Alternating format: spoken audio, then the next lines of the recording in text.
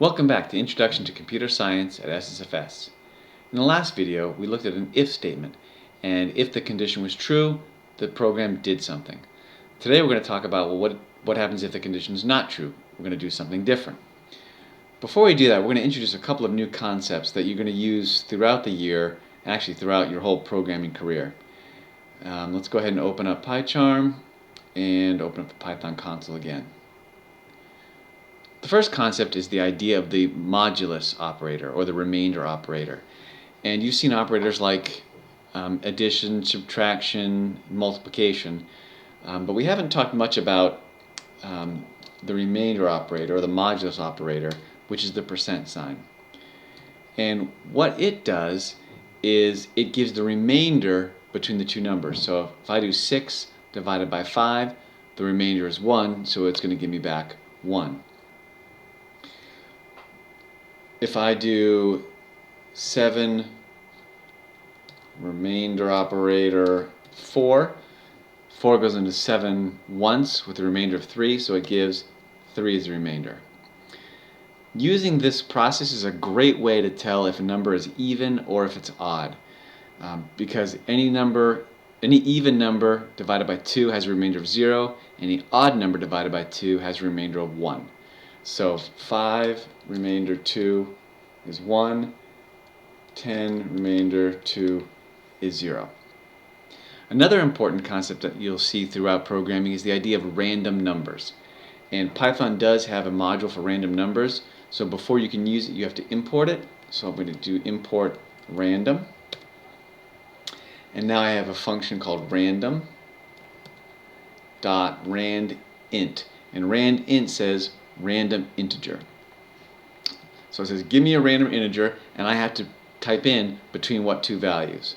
So if I do between 1 and 10, it's going to give me back a number between 1 and 10, including the 1 and the 10. So if I hit enter, it's 1. If I do it again, 7, 4, 9, 7, 4, and you see it's going to keep on giving me random numbers. So that's how to use the random number generator. So I'm going to go ahead and close this. So let's put that newfound knowledge into a program. I'm going to go ahead and import the random module at the top of my program. I'm going to erase this old piece. And the first thing I'm going to do is I'm going to create a random number.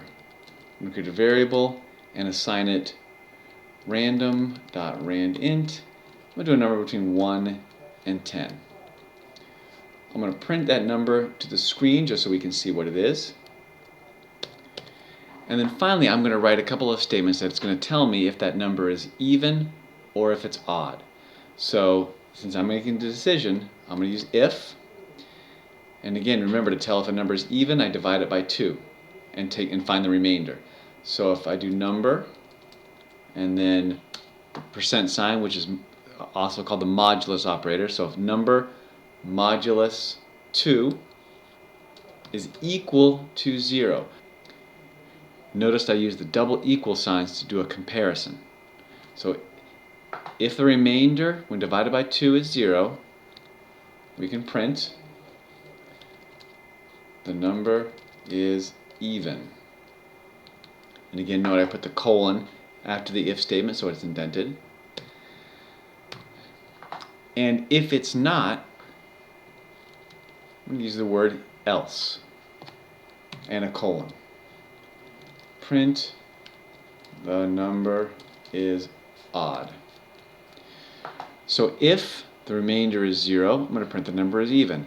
Otherwise, or else, print the number is odd. So the way this statement works is if this is true, this statement gets executed. If it's false, this statement gets executed. And then at the end of my program I'll just put out another print statement. Thanks for playing. Let's go ahead and run this.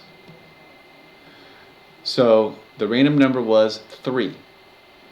3 divided by 2 is 1. Is that equal to 0? It's not. So this statement gets printed because it is false. And then it says thanks for playing. Let's go ahead and run that again. The number is 1, same thing. Let's try to get an even number. 5, 6. So in this case, this statement is true, so the first part gets printed out, the number is even, and then it prints this out. So this gets printed out every time. Here the decision is made. This or this gets printed out, depending on whether the statement is true or false. In the next video, we'll look at cases where you might actually need a third option, or if you want to compare more than one thing at the same time.